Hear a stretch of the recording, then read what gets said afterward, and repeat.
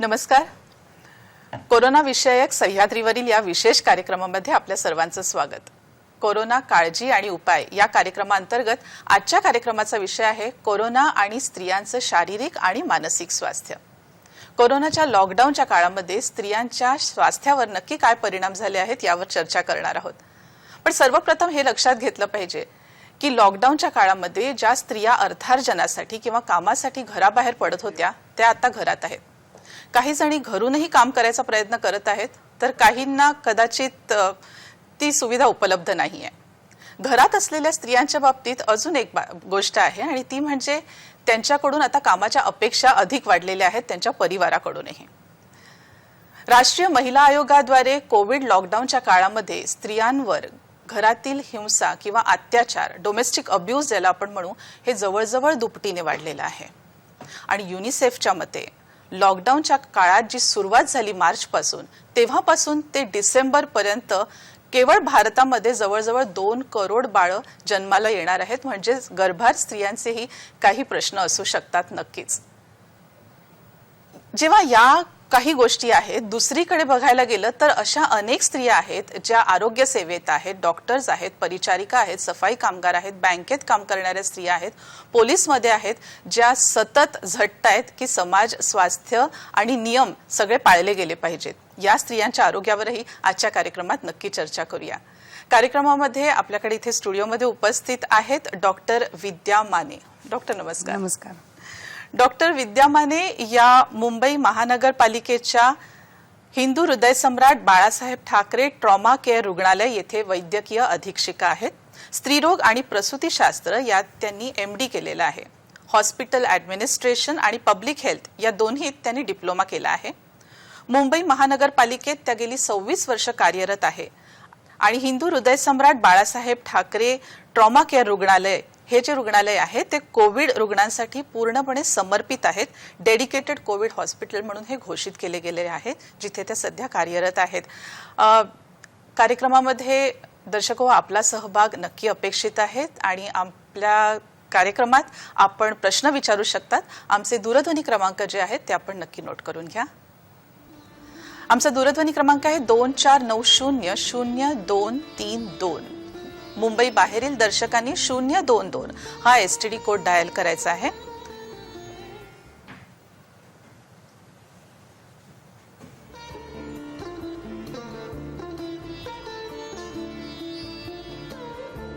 लक्षात ठेवा, प्रश्न विचारताना आपल्या दूरचित्रवाणी संचाचा आवाज जरासा कमी ठेवा. आपला प्रश्न सलग आमच्यापर्यंत पोहोचू द्या.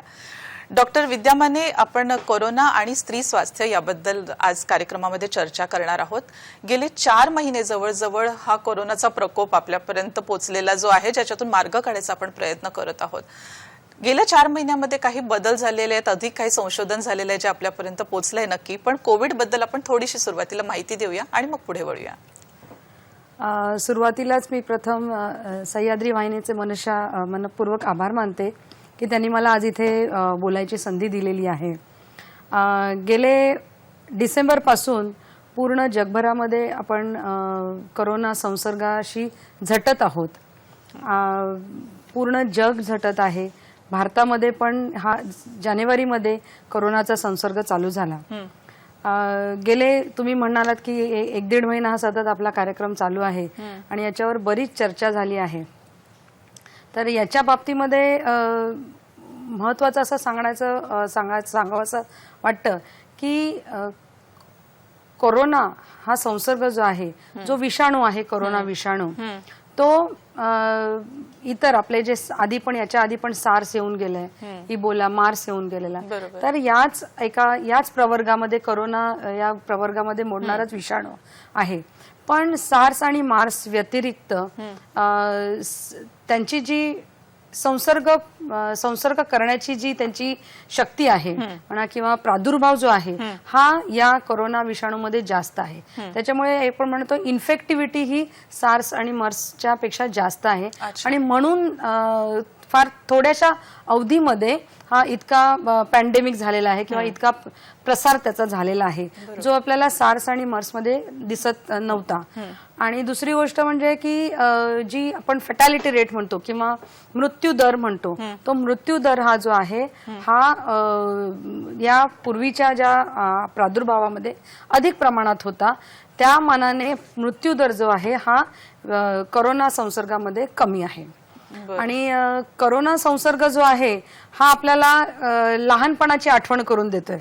म्हणजे असं म्हणायला गेलं की आपल्याला लहानपणी पहिली दुसरीच्या सायन्सच्या विज्ञानाच्या पुस्तकामध्ये जे आपल्याला सवयी लहानपणी शिकवल्या गेल्या होत्या की हात स्वच्छ धुणे, खोकताना शिंकताना रुमालाचा वापर करायचा आहे, नाक आणि तोंडावर रुमाल पकडणे, ह्या ज्या काही सवयी आहेत ह्या सवयी लहानपणापासून आपल्याला आपण शिकतोय, पुस्तकात आहे, परंतु त्याचा उपयोग होत नाही. कदाचित हा कोरोना आपल्याला ह्या सवयी आपल्याला परत शिकवतोय आहे. हेमलता पंढरपूरहून आपण प्रश्न विचारताय, प्रश्न विचारा. नमस्ते डॉक्टर, मी बोला. पंढरपूरहून बोलते. नमस्कार. माझा प्रश्न आहे, ज्येष्ठ स्त्रियांनी कोरोना बाबतीत कोणकोणती विशेष काळजी घ्यावी? बर, धन्यवाद. ज्येष्ठ स्त्रियांनी कोरोनाबाबत कोणती काळजी घ्यावी? आपण कार्यक्रमात पुढे हा प्रश्न घेणारच आहोत. ज्येष्ठांच्या बाबतीमध्ये हा महत्वाचा प्रश्न आहे. तसं बघायला गेलं तर कोरोना संसर्ग हा वय आणि वय किंवा लिंग बघून हा या स्त्रियांना जास्त आहे, पुरुषांना जास्त आहे, असं या प्रकारचं अजून तितक्या मुख्यत्वे करून वर्गीकरण झालेलं नाहीये. परंतु याचा जो प्रादुर्भाव आहे हा वयाच्या 50 नंतर हा जास्त प्रमाणामध्ये आढळतोय. आणि कारण का युजली 50 नंतर किंवा वयाच्या 55 वर्षानंतर आपल्याला इतर जे रोग आहेत म्हणजे ब्लड प्रेशरचा आजार म्हणा किंवा डायबिटीस, मधुमेह ज्याला म्हणतो, तर अशा प्रकारच्या व्याधी सुद्धा या शरीरामध्ये लागलेल्या असतात. तर या वयस्कर ज्या स्त्रिया आहेत, किंबहुना पुरुष सुद्धा त्या मानाने, तर त्या दोघांनीही आपली काळजी अशा प्रकारे घेतली पाहिजे की त्यांचे जे नियमित जो आजार आहे, नियमित प्रमाणामध्ये जे औषधं घेतात, आपल्या मधुमेहाची औषधं घेणं म्हणा किंवा ब्लड प्रेशरची औषधं ही नियमितपणे घेतली पाहिजेत. त्यांचं जे डायबिटीसचं प्रमाण आहे ते कंट्रोलमध्ये ठेवलं पाहिजे. म्हणजे इतकी वर्ष मी औषधं घेतोय, माझं कंट्रोलमध्येच आहे, तर काही हरकत नाही एखाद दुसरा विसरला तर किंवा काय, तर असं न करता प्रामुख्याने आपल्या रेग्युलर औषध व्यवस्थित घेतली पाहिजेत, जेणेकरून आपलं इम्युनिटी जी म्हणता, इम्युनिटी ही रोगप्रतिकार शक्ती ही व्यवस्थित राहू शकेल. आणि कोरोना विषय संसर्गाच्या बाबतीमध्ये प्रत्येक माणसाची रोगप्रतिकार शक्ती फार महत्वाची आहे की जर ज्या व्यक्तीची रोगप्रतिकार शक्ती व्यवस्थित आहे ती त्या व्यक्तीला या संसर्ग जरी झाला तरी त्याचे जे दिसणारे परिणाम आहेत हे आवाक्यात राहू शकतात. त्याच्यामुळे तुम्ही तुमची औषधं व्यवस्थित घेणं, नियमित जर तुम्ही एक्सरसाइज घरातल्या घरात एक्सरसाइज करू शकत असाल तर ते करणं,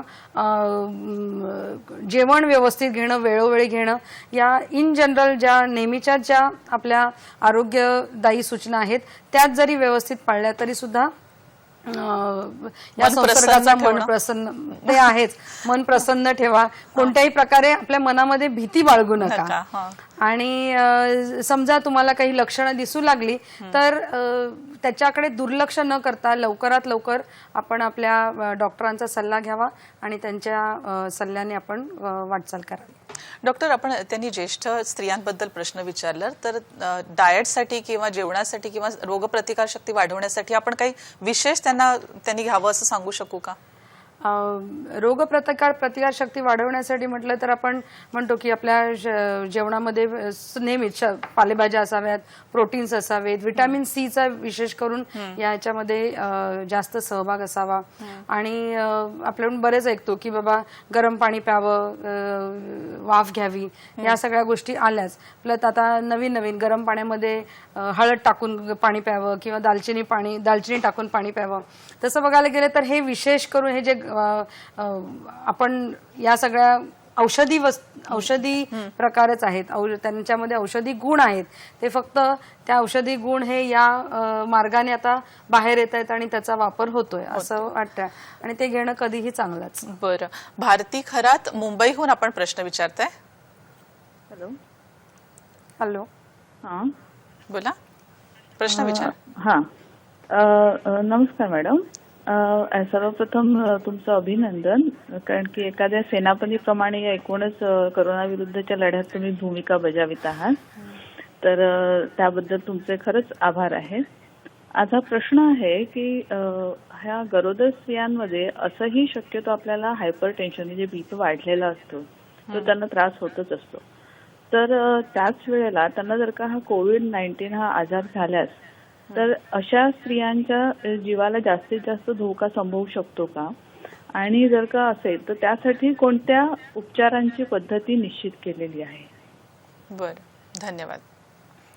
एकदम विस्तारित व्यवस्थित प्रश्न विचारले त्यांनी की बीपीची काळजी आणि पर्टिक्युलरली गरोदर स्त्रियांच्या बाबतीतला कोरोना संसर्ग याच्यावर जर विचार आपण केला तर असं ठामपणे आपण असं आकडेवारी आपण सांगू शकत नाही की किती प्रमाण गरोदर स्त्रियांमध्ये आहे.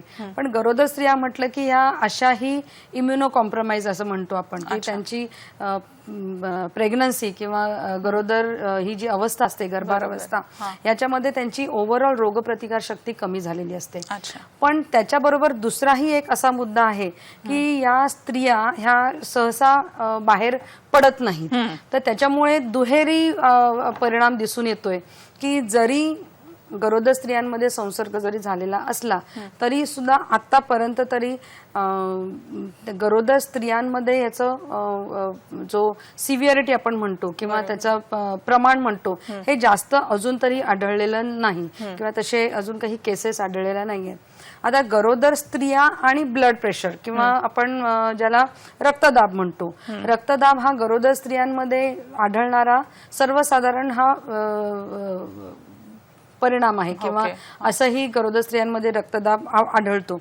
आणि रक्तदाब, गरोदर स्त्री आणि करोना हे जर आपण असं समीकरण जर करायचं म्हटलं तर निश्चितच ती एक कोमॉर्बिड कंडिशन असते. म्हणजे तसं बघायला गेलं तर प्रेग्नन्सी किंवा गरोदर हा काही आजार नाही, ही फिजिओलॉजिकल कंडिशन आहे. पण गरोदर स्त्री जर रक्तदाबामुळे तिला त्रास होत असेल तर ते नक्कीच कोमॉर्बिड आहे. आणि अशा स्त्रीला जर कोरोना संसर्ग जर झाला तर तिला जास्त काळजी घेणं आवश्यक आहे आणि नक्कीच तिने लवकरात लवकर रुग्णालयामध्ये जाऊन किंवा आपल्या तज्ज्ञांच्या मार्गदर्शनाखाली औषधोपचार लवकर चालू करणं आवश्यक आहे. बरं, रीना मुंबईहून आपण प्रश्न विचारू इच्छित आहे. हॅलो, हा मी मुलुंडवरून बोलते. माझं नाव रीना सागरे. ओके. माझा प्रश्न मॅडमना असा आहे की माझे मिस्टर पोलीसमध्ये आहेत, तर त्यांनी स्वतःची काही काळजी घ्यावी आणि घरच्यांनी कशी काळजी घ्यावी, त्या बाबतीत थोडं आम्हाला काय सांगता येईल का? बरं, म्हणजे हा प्रश्न असा आहे की आपण आपल्या विषयाकडे वळतोय असं मला वाटायला लागलंय की या स्त्रीला तिच्या पतीच्या व्यवसायामुळे तिच्या मनावर जो दडपण येत आहे त्यातून निर्माण झालेला हा प्रश्न आहे. तर आता सध्याच्या कालावधीमध्ये, सध्याच्या एकंदरीत परिस्थितीमध्ये जे पोलिसांना दिवसरात्र बाहेर राहावं लागतंय, कारण लॉकडाऊनमध्ये कोण व्यवस्थित सगळे नियम पाळले जातात की नाही किंवा घरामध्ये आहेत की नाही, त्यांनी सोशल डिस्टन्सिंग व्यवस्थित पाळलं जातंय की नाही, लोक मास्क वापरले जात आहेत की नाही, या प्रकारे ज्या वेळेला त्यांना काम करावं लागतंय त्यावेळेला त्यांना स्वतःची काळजी घेण्यासाठी फार कमी अवधी लाभतोय. आणि रादर त्यांनी ज्या वेळेला ते एकत्रितपणे काम करतायत त्यांनी याच सूचनांचं पालन पूर्णपणे व्यवस्थित केलं पाहिजे. म्हणजे मास्क वापरणे, पोलिसांनी सुद्धा पूर्णपणे मास्क आपल्याला गव्हर्नमेंट म्हणजे सरकारी उपलब्ध करून दिलेलं आहे. मास्क वापरणं किंवा हातमोजे, ग्लोव्ज वापरणं, सॅनिटायझेशन, सॅनिटायझेशन करणं आणि सोशल डिस्टन्सिंग. आणि कारण का पूर्ण घोळका त्यांना ते फार कठीण असतं की ज्या वेळेला ते एखाद्या घोळक्याला सामोरे जातात तेव्हा ह्या सोशल डिस्टन्सिंग ठेवणं हे त्यांच्यासाठी फार जिकरीचं होऊन जातं किंवा अशक्य प्राय होतं. बरोबर. त्याच्यामुळे त्यांना ते जास्त त्यांना प्रादुर्भाव होण्याचे चान्सेस जास्त असतात. पण याच्यासाठी त्यांनी या जे मास्क वापरणं, हातमोजे वापरणं, या ज्या गोष्टी आहेत त्या केल्या पाहिजेत. घरी गेल्यानंतर सुद्धा त्यांनी स्वतःची काळजी घेतली पाहिजे. म्हणजे घरी गेल्यानंतर आपण म्हणतो की आपली सगळ्यांमध्ये न मिसळता डायरेक्टली आपण म्हणतो की आपण जाऊन आंघोळ केली पाहिजे, शारीरिक स्वच्छता पाळली पाहिजे. आणि घरामध्ये सुद्धा घरामध्ये गेल्यानंतर पण आपल्या कुटुंबांसमवेत असला तरी सुद्धा जितकं शक्य होईल तितकं सोशल डिस्टन्सिंग पाळणं हे जास्त महत्वाचं आहे. आणि त्याबरोबर स्वतःचा आहार बरोबर. आहार घेणं, जितकी विश्रांती घेणं हे पण तितकंच महत्वाचं आहे. आणि बाकी पाणी वगैरे भरपूर पिणं, गरम पाणी पिणं, वाफ घेणं, या सगळ्या एकंदरीत गोष्टी आहेत. दिवसातून एकदा किंवा दोनदा तरी वाफ घेणं, व्यवस्थित जेवण घेणं आणि घरच्यांनीही त्यांची स्वतःची काळजी घेत असताना त्यांची काळजी घेणं, कारण हे लक्षात घेणं की ते सतत बाहेर आहेत आणि कामाचा ताण आहे. आजच्या कार्यक्रमाचा विषय आहे कोरोना आणि स्त्रियांचं शारीरिक आणि मानसिक स्वास्थ्य. आणि आपल्याकडे आहेत डॉक्टर विद्या माने, ज्या स्वतः एक गायनेकोलॉजिस्टही आहेत आणि डेडिकेटेड कोविड हॉस्पिटलमध्ये त्या काम करत आहेत. सध्या त्या आपल्या प्रश्नांना उत्तर देऊ इच्छितात. डॉक्टर, हाय रिस्क कॅटेगरीमध्ये कोणत्या अनेक व्यक्ती येऊ शकतात, ज्येष्ठ नागरिक आहेत वगैरे, पण स्त्रियांच्या बाबतीत म्हणायचं झालं तर त्यांच्यासाठी हाय रिस्क कॅटेगरी आपण कोणती समजू की जिथे त्यांना जास्त सुरक्षिततेची आवश्यकता आहे? स्त्रियांची हाय रिस्क कॅटेगरी म्हटलं तर तसं बघायला गेलं तर स्त्रिया कोणतीही स्त्री ही एक केअर गिव्हर असते, काळजीवाहू असते. त्याच्यामुळे तिला तो एक तिचं एक म्हणतात नैसर्गिकतःच ती सगळ्यांची काळजी घेत असते किंवा केअर घेत. त्याच्यामुळे घरातली प्रत्येक स्त्री ही तशी ससेप्टेबल आहे किंवा एक संसर्गित होऊ शकते. परंतु जास्त प्रमाणामध्ये जर बघितलं तर ज्या स्त्रिया या आमच्या वैद्यकीय क्षेत्रातल्या आहेत, म्हणजे डॉक्टर्स म्हणा किंवा फ्रंटलाईन वर्कर, नर्सेस आहेत, पोलीस अधिकारी, जे सतत आपण मगाशी पोलिसांबद्दल बोलत होतो, तर या स्त्रिया पोलीस व्यवसायामधल्या असणाऱ्या स्त्रिया, इवन घरकाम करणाऱ्या किंवा हॉस्पिटलमध्ये जे आपण इतर कर्मचारी आहेत, रोजंदारीवर काम करणाऱ्या स्त्रिया, ज्यांचा संबंध हा सतत इतरांशी किंवा ज्या इतर व्यक्तींशी येत असतो, त्या स्त्रिया ह्या नक्कीच हाय रिस्क कॅटेगरीमध्ये आहेत. आणि त्याच्याच बरोबर मगाशी म्हटल्याप्रमाणे ज्येष्ठ वयाने ज्येष्ठ किंवा ज्यांना मधुमेह, रक्तदाब या किंवा फॉर दॅट मॅटर कॅन्सर पीडित ज्या स्त्रिया आहेत त्यांना सुद्धा कोरोना संसर्ग होण्याचे जास्त चान्सेस आहेत. त्याच्यामुळे त्या सगळ्यांना आपण हाय रिस्क कॅटेगरीमध्ये पकडू शकतो. अश्विनी, आपण मुंबईहून प्रश्न विचारताय, प्रश्न विचारा. मॅडम नमस्कार. नमस्कार. मी अश्विनी तोरणे बोलते गोरेगाववरून. मला प्रश्न असा विचारायचा आहे की कुटुंबामध्ये कुटुंबियांची काळजी घेत असताना आणि स्वतःची काळजी घेत असताना या कोरोना काळामध्ये खूप भय निर्माण होत आहे. तर या भयग्रस्त परिस्थितीमध्ये जे काही मानसिक अस्वास्थ्य निर्माण होतं तर त्यासाठी कशा प्रकारे काळजी घेतली पाहिजे? धन्यवाद.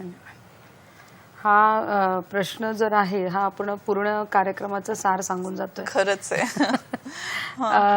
कारण ह्या ज्या स्त्रिया आहेत, कुटुंब वत्सल ज्या स्त्रिया आहेत, मग अशा आपण जसं म्हटलं की त्यांना नक्कीच भीती आहे की आपण आपली काळजी कशी करावी किंवा कुटुंबातील इतर व्यक्तींची काळजी कशी घ्यावी की जेणेकरून ते सगळेजण आपल्या घरातले सुरक्षित कसे राहू शकतात. तर याच्या मागे जसं मगाशी मी म्हटलं की घरातल्या सर्व व्यक्तींनी स्वतःची शारीरिक स्वच्छता, व्यवस्थित जेवण,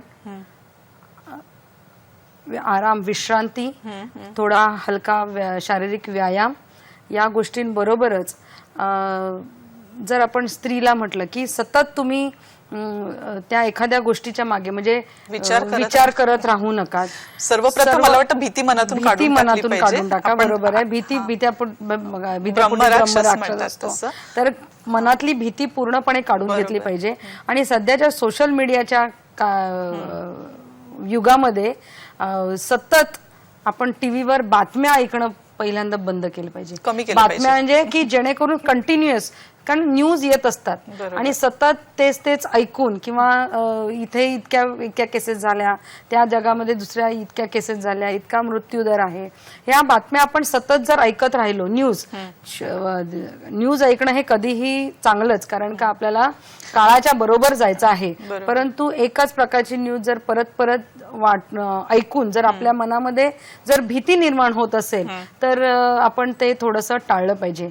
कारण आपलं मानसिक स्वास्थ्य या भीतीमुळे अर्धा खच्चीकरण होतं आणि मला वाटतं रोगप्रतिकार शक्ती त्याच्यामुळे कमी होते. आणि ते वाढवण्यासाठी थोडंसं आपल्याला आपले जे काही छंद म्हणा किंवा विरंगुळा, मानसिक विरंगुळा कसा मिळेल याच्याकडे जास्त लक्ष दिलं पाहिजे.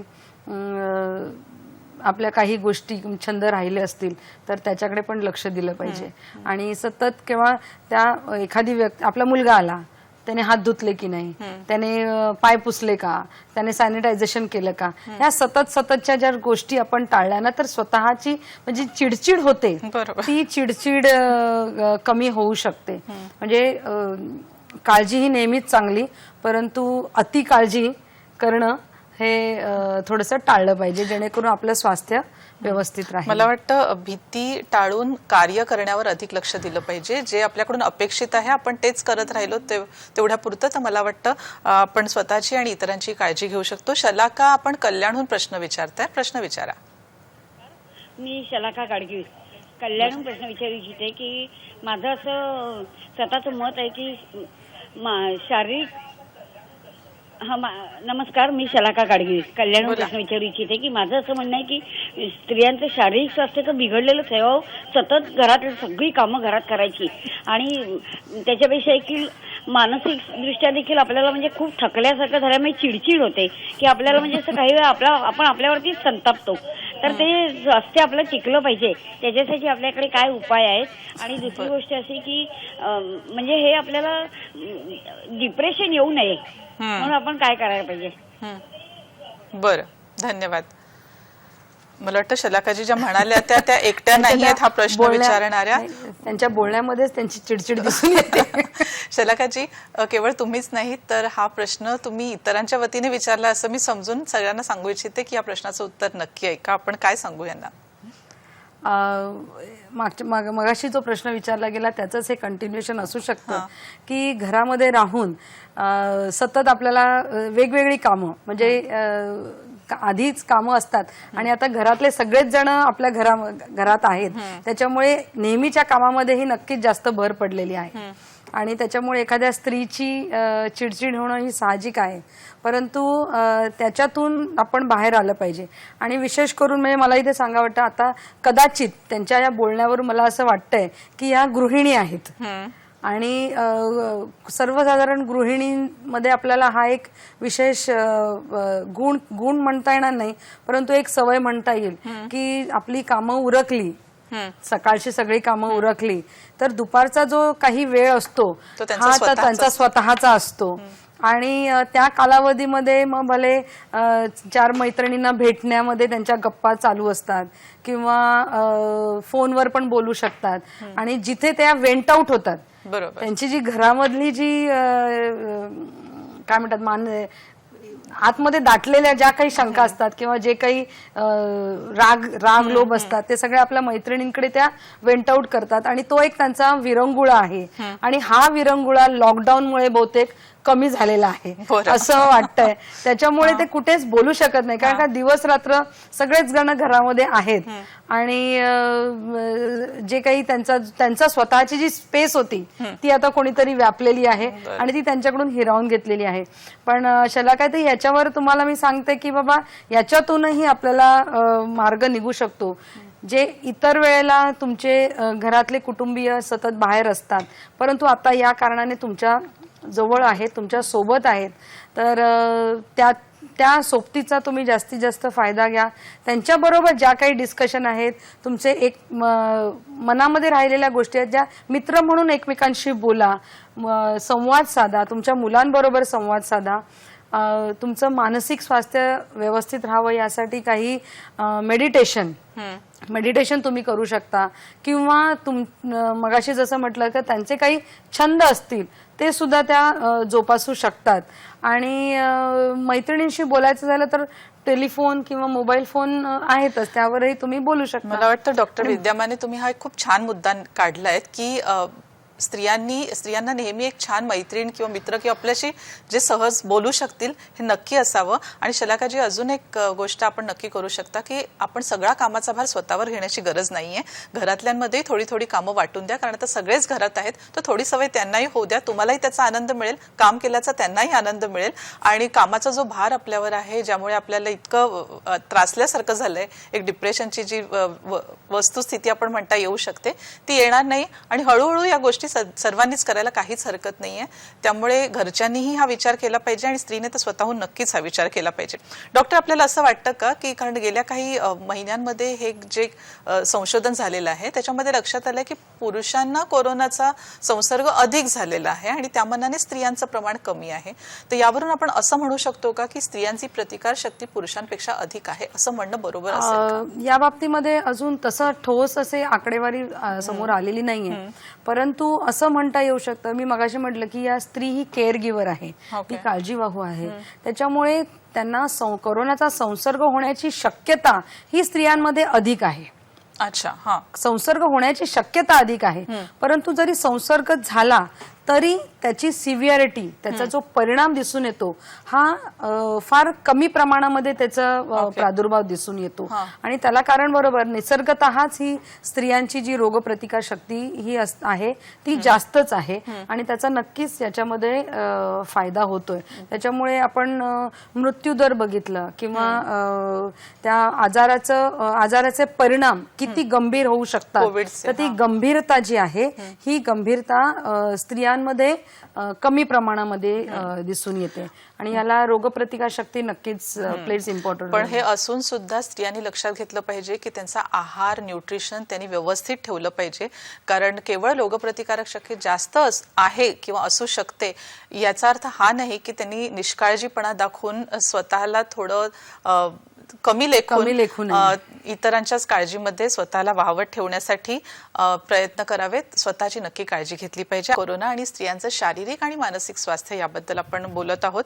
जसं सुरुवातीला म्हणाले मी तसं युनिसेफने सांगितलंय की या लॉकडाऊनच्या काळामध्ये जगभरात जवळजवळ 12 करोड नवीन बाळ जन्माला येणार आहेत, ज्यातली 2 करोड भारतामध्येच आहेत. आणि यामुळे पुन्हा एकदा ज्या गर्भार स्त्रिया आहेत, त्यांच्या गरोदर स्त्रिया आहेत, त्यांच्या स्वास्थ्यावर आपण लक्ष देऊया. त्याबद्दल आपण थोडंसं बोलूया की गर्भारपणातली नक्की काळजी कोणती घेतली पाहिजे. आणि समजा एखाद्या स्त्रीची एखादी टेस्ट चुकली त्यावेळेला की जे डॉक्टरांकडे जाऊन टेस्ट केली पाहिजे, तर यावर काय उपाय असू शकतो? गरोदर महत्वाचं म्हणजे मगाशी जसं आपण म्हटलं की गरोदरपणा किंवा प्रेग्नन्सी ही एक फिजिओलॉजिकल कंडिशन आहे, तो आजार नाही. तर त्याच्यामुळे एखाद्या गरोदर स्त्रीला जर हा संसर्ग होत असेल तर तो असं समजलं पाहिजे की इतर नॉर्मल व्यक्तीसारखाच हा संसर्ग आहे. प्रश्न आहे हा लॉकडाऊनच्या काळामध्ये, कारण या स्त्रीने आपली काळजी कशी घेतली पाहिजे, विशेष करून आपल्या डॉक्टरांना त्यांनी कशा प्रकारे त्या भेट देऊ शकतात, कारण लॉकडाऊनचा पिरियड आहे, तिला बाहेर कुठेही पडता येत नाहीये. तर अशा ह्याच्यामध्ये जे काही कमीत कमी त्या भेटी असाव्यात. युजली आम्ही म्हणतो म्हणजे आमच्या प्रसूती शास्त्रामध्ये फर्स्ट ट्रायमेस्टर म्हणजे पहिले 3 महिने, नंतरचे 3 महिने आणि शेवटचे 3 महिने असे 3 टप्पे असतात. First trimester, second trimester, third trimester. तर फर्स्ट ट्रायमेस्टर मध्ये तिने आपली रजिस्ट्रेशन म्हणतो आपण, नाव नोंदणी, प्रसूतीपूर्व नोंदणी करणं आवश्यक आहे. त्याचप्रमाणे काही महत्वाच्या रक्त चाचण्या ज्याच्यामध्ये हिमोग्लोबिन, ब्लड ग्रुप घेणं, ब्लड ग्रुप ह्या टेस्ट करणं आवश्यक आहे आणि विशेष करून सोनोग्राफी करणं आवश्यक आहे. तर समजा, कारण ह्या महत्वाच्याच आहेत, आणि त्याच्यासाठी तिने बाहेर जाणं हे आवश्यक आहे. बरोबर परंतु त्याच्यानंतर दर महिन्याला जाणं किंवा दर आठवड्याला जाणं हे तिने टाळलं पाहिजे. त्याच्यानंतर ज्या वेळेला आपण काही मार्कर टेस्ट असतो, डुअल मार्कर असतात, क्वाड्रुपल मार्कर असतात, ट्रिपल मार्कर, हे जसजसे प्रेग्नन्सी पुढे जाते तसतसे ते आवश्यक असतात. परंतु त्याच्यासाठी ती त्याच वेळेला झाली पाहिजे. अगदी लॉकडाऊन आहे पण कुठल्याही परिस्थिती तशी झालीच पाहिजे. जर काही परिस्थिती तशी नसेल तर थोडेसे टेस्ट पुढे गेली तरी तसं काही हरकत नाही. परंतु त्यावेळेला त्यांनी डॉक्टरांच्या सल्ल्यानुसार ती टेस्ट करावी. आणि विशेष करून साधारणपणे समजा सेकंड ट्रायमेस्टर म्हणजे ज्या वेळेला स्वतःच्या शरीराकडे त्यांनी लक्ष दिलं पाहिजे. काही धोक्याच्या सूचना असतात, म्हणजे विशेष करून ब्लिडिंग होणं, अकारण ब्लिडिंग होणं, हे जर अशा प्रकार किंवा सेकंड ट्रायमेस्टर आणि थर्ड ट्रायमेस्टर म्हणजे साधारणपणे 5व्या किंवा 6व्या महिन्यानंतर जर त्या स्त्रियांना दम लागत असेल किंवा पाय सुजत असेल किंवा अशा प्रकारची काही लक्षणं दिसली, पोटात दुखत असेल किंवा बाळाची हालचाल कमी झाली, या ज्या काही धोक्याच्या सूचना आहेत या सूचनांची माहिती त्यांनी डॉक्टरांकडून आधीपासूनच घ्यावी, की जेणेकरून अशा काही लक्षणं जर दिसू लागली तर त्या व्यक्तीने डॉक्टरांची ताबडतोब कन्सल्ट करावं, चर्चा करावी आणि त्याप्रमाणे त्यांना आवश्यक असलेल्या भेट द्याव्या. म्हणजे त्यांनी आपल्या डॉक्टरांशी आधीपासून बोलून या ज्या काही सूचना आहेत त्यांनी आधीपासून समजून घ्याव्या, की जेणेकरून त्या वेळेमध्ये डॉक्टरांशी चर्चा करून किंवा भेट देतील. अनाठायी किंवा अनावश्यक असतील तर त्यांनी भेटी टाळाव्यात. बरं, एक छोटासा प्रश्न मला असा विचारायचा इथे की नॉर्मल, हल्ली सिझेरियनच्याही केसेस जास्त होतात डिलिव्हरीच्या वेळेला, तर नॉर्मल किंवा सिझेरियन यामध्ये कुठल्या ह्याच्यामध्ये कोविडचा धोका कमी असू शकतो, असं काही असतं का? कोविडचा धोका नॉर्मल डिलिव्हरीमध्ये जास्त आहे किंवा सिझेरियनमध्ये जास्त आहे असं काही नाही आहे. कारण आता सध्या डिलिव्हरी करताना संपूर्णपणे निर्जंतुकीकरण सोयी असतात, त्याच्यामुळे प्रत्येक गोष्ट ही निर्जंतुक केलेलीच असते. वापरणारी जी साधनं असतात किंवा डिलिव्हरी करणारे जे डॉक्टर्स असतात किंवा नर्सेस असतात ते स्वतःची काळजी घेतात आणि ते पूर्णपणे निर्जंतुकीकरण. म्हणजे मी हा प्रश्न एवढ्यासाठी विचारला की आपण ज्या इस्पितळामध्ये काम करता तिथे स्त्रियांसाठी, गरोदर किंवा डिलिव्हरी करण्यासाठी आलेल्या स्त्रियांसाठी वेगळी व्यवस्था आहे का? आणि ते कोविड हॉस्पिटल डिक्लेअर केलं, तर कोविड हॉस्पिटल, आमचं हॉस्पिटल ट्रॉमा केअर रुग्णालय कोविड हॉस्पिटल आहे. परंतु आमच्याकडे म्हणजे आमच्या हॉस्पिटलमध्ये डिलिव्हरी सध्या आम्ही करत नाही आहोत. आणि विशेष कोविड करोना बाधित स्त्रियांची डिलिव्हरी आमच्याकडे तर होत नाहीये. परंतु महानगरपालिकेमध्ये त्यांची वेगळी अशी सोय व्यवस्थित केलेली आहे. एखाद्या स्त्रीला जर कोरोना संसर्ग जर झाला असेल मात्र तिला इतर लक्षणं नसतील, अशा वेगवेगळ्या फॅसिलिटीज आहेत. म्हणजे गव्हर्नमेंटच्या गाईडलाईन प्रमाणेच, सरकारच्या गाईडलाईन प्रमाणे कोरोना केअर सेंटर्स आहेत, नंतर डेझिग्नेटेड कोरोना हेल्थ सेंटर्स आहेत आणि आमचं DCH म्हणजे डेझिग्नेटेड कोविड हॉस्पिटल, अशा प्रकारे ती वर्गवारी केलेली आहे. आता कोरोना केअर सेंटरमध्ये आपण ह्याबद्दल डॉक्टर बोलूया. निशा बदलापूरहून आपण प्रश्न विचारताय, प्रश्न विचारा. जेव्हा प्रवाशात कामाच्या स्त्रिया जेव्हा बाहेर जातात कामाला तेव्हा तिथेही थोडासा त्रास होत असतो. मग सततची क्लिनिंग म्हणा वगैरे ह्याने त्यांनाही डिप्रेशन येतं. प्लस घरातल्या ज्या स्त्रिया असतात त्यांनाही कामानिमित्त बाहेर गेलेल्या स्त्रियांची काळजी असते, मग त्यांनाही डिप्रेशन येत असतं. तर मग त्या दोघांसाठी तुम्ही काय काळजी सजेस्ट करता? बरं, घरातल्या स्त्रिया घरातल्यांबद्दल विचार करतायत आणि बाहेर जाणाऱ्या आपल्या मुलींबद्दल, सुनांबद्दल किंवा आई सासूंबद्दलही विचार करतायत, तर त्या डिप्रेशन मध्ये जाण्यापासून त्यांना कसं वाचवता येईल? डिप्रेशन मधून जाण्याचं एकच आपलं मन सतत गुंतवून ठेवलं पाहिजे. सतत मगाशी म्हटलं तसं सतत तोच अतिविचार करू नये. आपल्या हातामध्ये आपली स्वतःची काळजी घेणं, प्रतिबंधक उपाय म्हणजे prevention is always better than cure. स्वच्छता, शारीरिक स्वच्छता, सोशल डिस्टन्सिंग, परत तेच येतं न्यूट्रिशन आणि मनाचा विरंगुळा किंवा छंद जोपासणं. आणि हेच एक महत्वाचं कारण आहे मेडिटेशन, की ज्याच्यामुळे ते थोडं गोष्ट आणि मला वाटतं थोडासा आपण थोडा विश्वासही इतरांवर टाकायला शिकलं पाहिजे की समोरच्या व्यक्तीलाही एक मॅच्युरिटीने त्या व्यक्तीचं वागणं असेल आणि म्हणून तेही स्वतःची काळजी घ्यायला सक्षम असू शकतात. डॉक्टर, आपण बोलत होतो याआधी की हॉस्पिटल्स बद्दल कोरोना बरोबर हॉस्पिटल्स म्हणजे वेगवेगळे जे डिलिव्हरीसाठी वेगवेगळे ज्या फॅसिलिटीज निर्माण केलेल्या आहेत तर कोरोना केअर सेंटर्स आहेत. तर सध्या महानगरपालिकेमध्ये म्हणजे मला असं वाटतं मुंबई महानगरपालिकेमध्येच फक्त प्रेग्नंट वुमेन फक्त गरोदर स्त्रियांसाठीच वेगळ्या आम्ही कोरोना केअर फॅसिलिटीज निर्माण केलेल्या आहेत आणि त्या आपल्या महानगरपालिकेचे जे प्रसूतीगृह आहेत तिथे आम्ही ठेवतो. म्हणजे त्यांना जेणेकरून इतर कोरोना केअर ह्याच्यामध्ये प्रेग्नंट आहे आणि मग तिला उद्या समजा काही दुखायला लागलं, लेबर पेन चालू झाले किंवा इतर काही लक्षणं दिसू लागली तर आम्ही काय करायचं. तर असं न होता प्रसूतीगृहातच त्यांची व्यवस्था केली असल्यामुळे त्यांना काही कमी जास्त जर प्रसूती रिलेटेड काही लक्षणं दिसू लागली तर तिथेच त्यांची काळजी घेतली जाईल आणि त्या प्रकारे जर त्यांना आवश्यकतेप्रमाणे इतर कोविड हॉस्पिटलमध्ये त्यांना स्थलांतरित केलं जाईल. बरं, आता आपण कोविड मातांबद्दल बोलूया की ज्यांना हा संसर्ग झाला आणि त्या गरोदर आहेत, तर हा संसर्ग बाळापर्यंत पोहोचू शकतो का, एक? आणि दुसरं म्हणजे या मातेने डिलिव्हरी झाल्यानंतर बाळाला दूध कसं पाजावं, कारण आपण सोशल डिस्टन्सिंगचे नॉर्म जेव्हा पाळायचं ठरवलं तर ही फार कठीण परिस्थिती असू शकते. बरोबर. ज्या कोरोना बाधित माता आहेत आणि त्यांना पहिल्यांदा डोक्यामध्ये हेच आहे की मला आता कोरोना संसर्ग झालेला आहे तर माझ्या बाळाचं काय, हा फार महत्वाचा मुद्दा आहे. आणि अजूनपर्यंत तरी या बाबतीमध्ये व्हर्टिकल ट्रान्समिशन आपण म्हणतो म्हणजे आईपासून बाळाला हा संसर्ग होऊ शकतो का, तर अशा काही केसेस अजूनही आढळलेल्या नाही आहेत. म्हणजे ज्या प्लासेंटा म्हणजे आपल्या वारे थ्रू याचा संसर्ग हा व्हायरस अजूनही अशा डॉक्युमेंटेड केसेस तरी अजून नाही आहेत.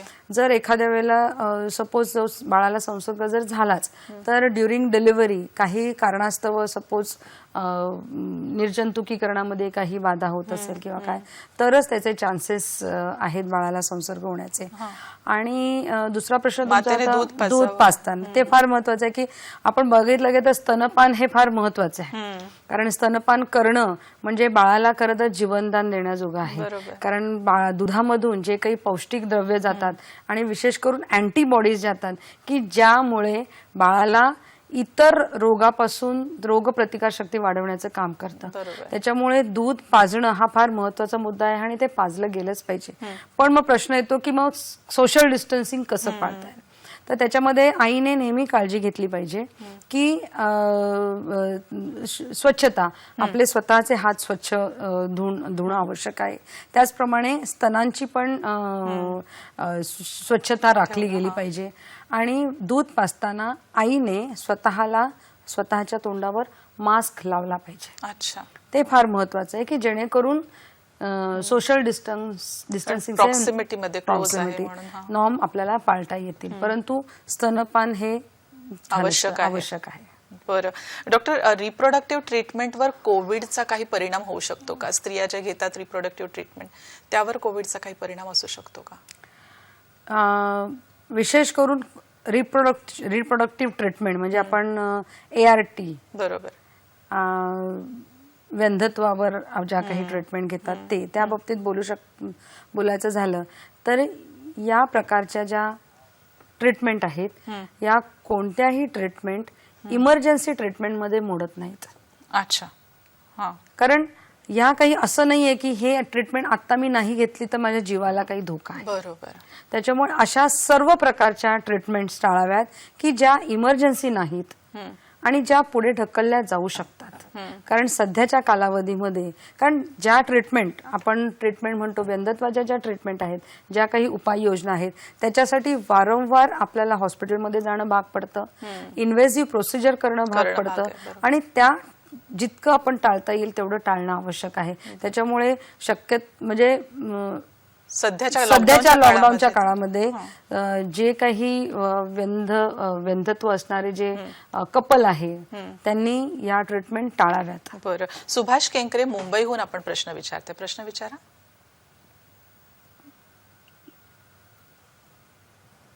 प्रश्न विचारा सुभाषजी. हॅलो. हा बोला. मला प्रश्न विचारायचा आहे की मी सुभाष केंद्रे बोलतोय अंधेरीवरनं.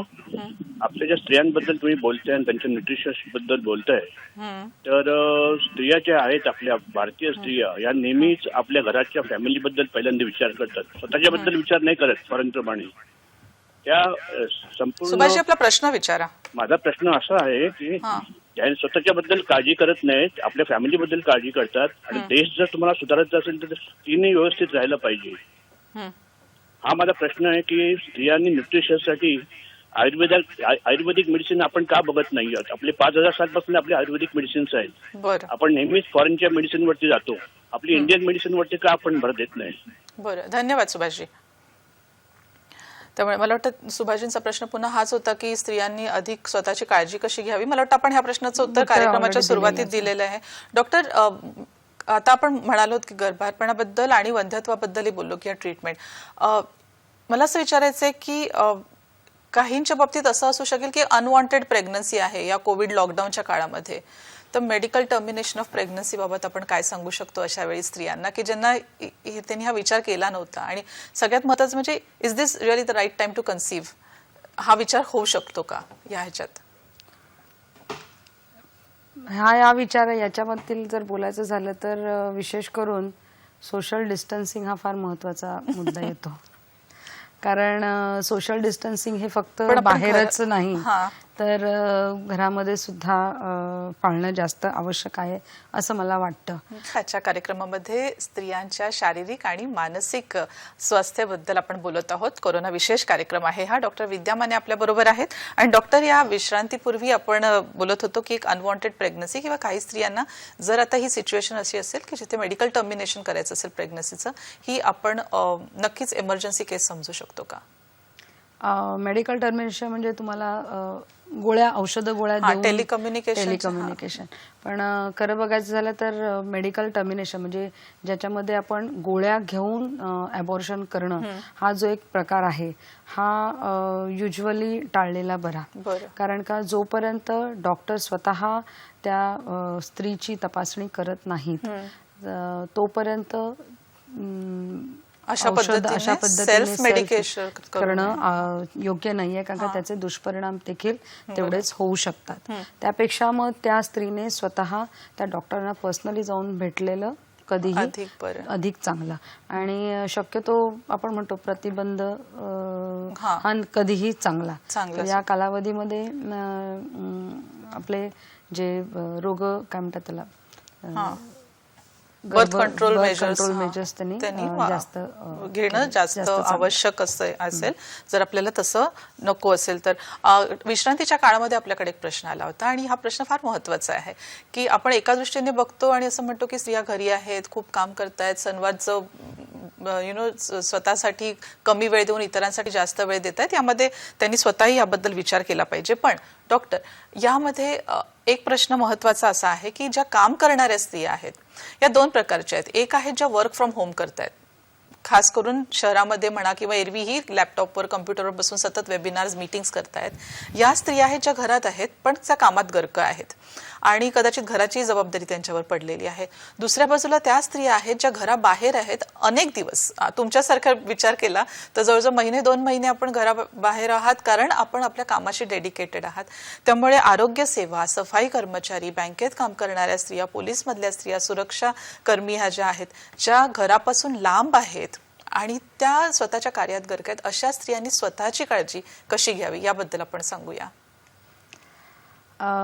तुम्ही म्हणालात की या ज्या घरातून बाहेर आहेत, म्हणजे घरातून एखादी स्त्री जेव्हा बाहेर पडते कुठल्याही कामासाठी तेव्हा तिला घरची ओढ तर असतेच, परंतु ही सध्याची परिस्थिती अशी आहे की तिला या कामामध्ये म्हणजे तिचं जे प्रोफेशन आहे म्हणजे आमच्यासारखे डॉक्टर्स म्हणा किंवा नर्सेस, पोलीस अधिकारी, त्यांचं जे प्रोफेशन त्यांनी जे स्वीकारलेलं आहे त्या प्रोफेशनला त्या जास्त महत्त्व देत आहेत. आणि कारण का त्यांनी ते स्वतःहून स्वीकारलेलं आहे त्यावेळेला त्यांनी घरच्या परिस्थिती आहे किंवा घरची जी काळजी आहे ती थोडीशी मागे सारलेली आहे आणि यामध्ये ती आता स्वतःचा मानसिक समतोल पण सांभाळते. कारण मानसिक समतोल जर सांभाळला नाही तर तिला त्याचे दुष्परिणाम म्हणजे तिलाच तिच्या शारीरिक दुष्परिणाम पण तिला भोगावे लागतात. तर यामध्ये तिने काम करत असताना संपूर्ण लक्ष कामावर केंद्रित करून तात्पुरतं त्या वेळापुरतं तरी घराची जबाबदारी तिने, घराचे विचार यायला नकोत, नाहीतर बाजूला ठेवले पाहिजेत, नाहीतर मग त्याचा त्रास तिला होणार आहे. आणि त्याच वेळेला घरातल्यांनी सुद्धा तिला तितकाच सपोर्ट दिला पाहिजे, कारण ती स्वतःच्या मनाने म्हणजे तिची तयारी आहे बाहेर जायची, परंतु जर मागे काही तिला त्रास होत असेल किंवा घरातले सारखे त्रास देत असतील किंवा म्हणत असतील की बाबा तुम्ही राहू देत, नोकरी नका करू, किंवा तुझ्या घरातलं लक्ष नाहीये, किंवा घरामध्ये तुझी मुलं आहेत, मुलांकडे लक्ष नाही, मुलांच्या ह्याची हेळसांड होते, त्यांची तब्येत ढासळते, तर असं न करता घरातल्याने तिला तितका सपोर्ट दिला पाहिजे की ती जे स्वतः काम करतेय हे एक सैनिकाप्रमाणे काम करते. आपल्याला माहिती आहे की सैनिक जे बॉर्डरवर लढतायत त्यांना घरातले कधी खेचत नाहीत मागे की बाबा नको जाऊ देत, तुम्ही परत या म्हणून. त्याप्रमाणे या सुद्धा स्त्रिया ज्या आहेत या आपलं काम करायला त्या गेलेल्या आहेत, त्या सैनिकाप्रमाणे काम करतायत, आणि जर घरातलं पाठबळ असेल तर त्या अधिक चांगल्या प्रकारे काम करू शकतील असं मला वाटतंय.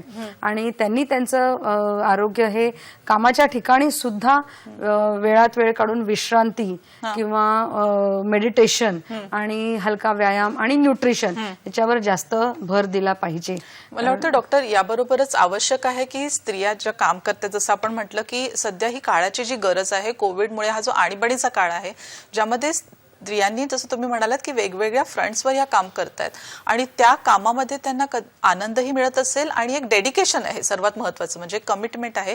तर आपण जे करतोय ते चांगलं करतोय, व्यवस्थित करतोय आणि यामध्ये आपल्याला अधिक चांगलं करायला स्कोपही आहे आणि पण ते करू शकतो. हा एक जो आत्मविश्वास आहे, मला वाटतं तो आत्मविश्वास त्यांना यामध्ये जास्त कारणीभूत ठरेल त्यांना पुढे घेऊन जाण्यामध्ये. याच्यामुळे त्यांनी इतकं काम कधी केलेलंच नसणार किंवा वेगवेगळ्या आपल्या कामातून काही नवीन एखादी काम करण्याची नवीन पद्धती पण त्या स्वतः शोधतात. आणि व्यवस्थापन, एखाद्या कामाचं व्यवस्थापन कसं करायला हवं आणि हे व्यवस्थापन जर वेगळ्या प्रकारे केलं तर अधिक त्याचा फायदा होऊ शकतो, याही काही त्यांच्यामधल्या हिडन ज्या काही प्रवृत्ती आहेत किंवा त्यांचे गुणधर्म आहेत हे सुद्धा या कालावधीमध्ये अधिकाधिक बाहेर पडतात.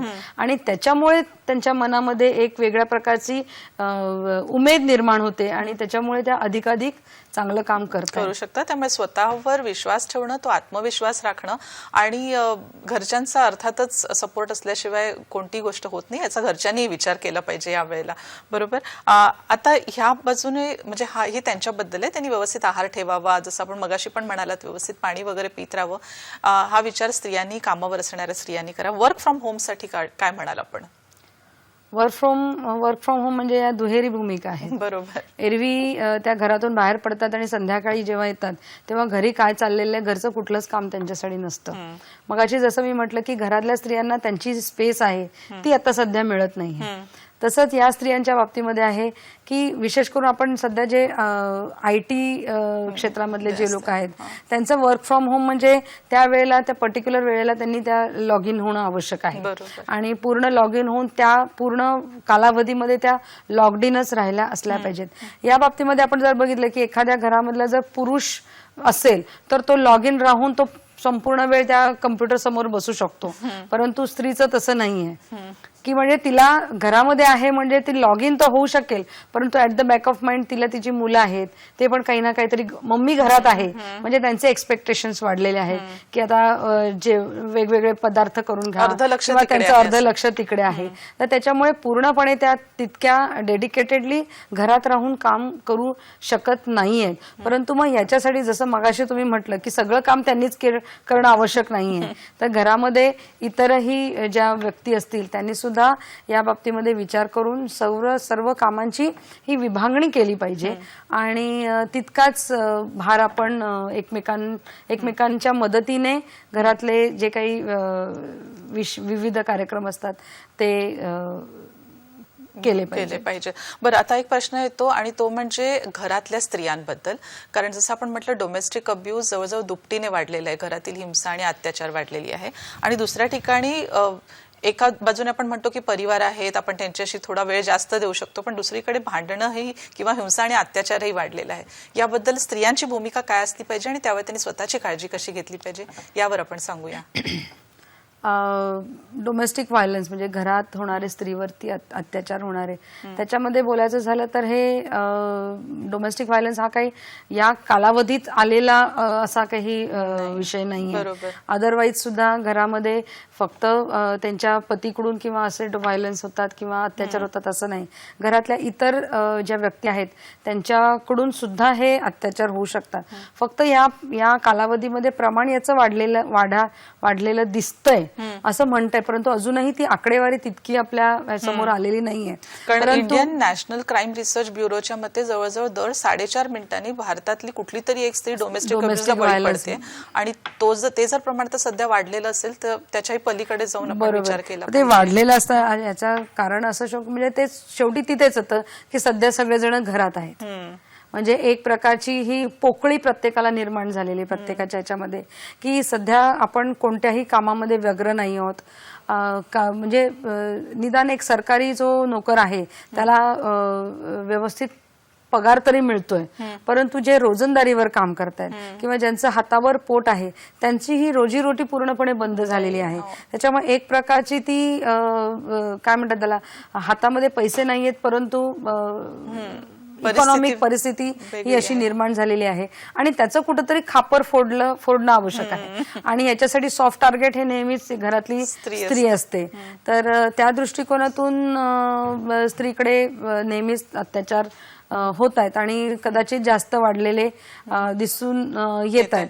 पण याच्यावर सुद्धा स्त्रीने स्वतःची काळजी की तिने प्रत्येक वेळेला काही अत्याचार सहन करणंच आवश्यक आहे असं नाही, त्याला सुद्धा ती वाचा फोडली पाहिजे. सध्याच्या याच्यामध्ये विधी प्राधिकरणाने एक ऑनलाईन फॉर्म तयार केलेले आहेत, तर ते फॉर्म सुद्धा आपण भरून त्यांच्याकडून आपण मदतीची अपेक्षा करू शकतो. आणि त्याच्यामध्ये असं आहे की मॅरेज काउन्सिलर आहेत किंवा प्रोटेक्शन ऑफिसर आहेत, त्यांनी सुद्धा याच्यामध्ये लक्ष घातलेलं आहे आणि याच्यावर अधिकाधिक काम सध्या चालू आहे. मला वाटतं जिथे आपल्याला लक्षात येतंय की आपले वाद निर्माण होऊ शकतात किंवा पटत नाही तिथे आपण थोडंसं विथड्रॉ करणं गरजेचं आहे. आपण आपल्या कामामध्ये मग्न असावं म्हणजे जेणेकरून समोरच्यालाही कळतं की आता ही बोलण्याची परिस्थिती नाही आणि आपण त्यापासून वेगळं राहावं. अधिक अपेक्षा लोकांकडून न करता स्वतःवरचा आत्मविश्वास नक्की ठेवावा आणि तो फार महत्वाचा आहे. जसं आपण कार्यक्रमामध्ये म्हटलं, एखादी मैत्रीण किंवा गप्पा मारण्यासाठी कोणीतरी आपल्या जवळ नेहमी असावं. आणि डॉक्टर, एक छान गोष्ट मला कोणीतरी आधी सांगितली होती की दर 1 तासाने 5 मिनिटं स्वतःसाठी काढावी. म्हणजे प्रत्येक वेळी हे शक्य नसेल कदाचित, पण केवळ शांतपणे बसून आपण अनेक गोष्टींचा विचार वेगळ्या पद्धतीने नक्की करू शकतो. आजच्या कार्यक्रमामध्ये आपण इथे आलात, आमच्या प्रश्नांची काही उत्तरं दिलीत आणि कार्यक्रमामध्ये बरीच माहिती सांगितलीत.